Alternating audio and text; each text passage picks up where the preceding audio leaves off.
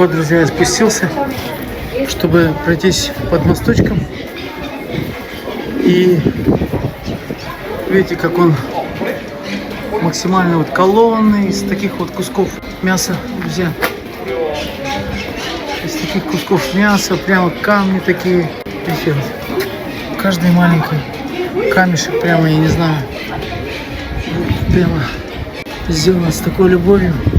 Это было где-то 100-120 лет тому назад, когда началось вот это все сооружение. Не так давно для этих мест, где здесь есть архитектурные амфитеатры, там разные арки от римлян, которые остались там, я не знаю, 1-2 век. Но вот это вот то, что вот оно, сооружение является максимально продуманным, оно получило признание от ЮНЕСКО, друзья. Вот, посмотрите, как завораживающе прям все это сделано. Мосты, колонны из камушек вот таких вот маленьких. С какой-то сделано, прямо тщательно продуманной силой вручную. Вот тебе и хендмейд, друзья. Вот тебе и хендмейд. Сделано руками. Люди любят сейчас где-то от обратного что-то такое максимально ручное любят.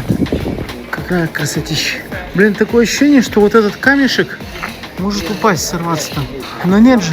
Оно все закреплено таким образом, чтобы ничто не падало, друзья.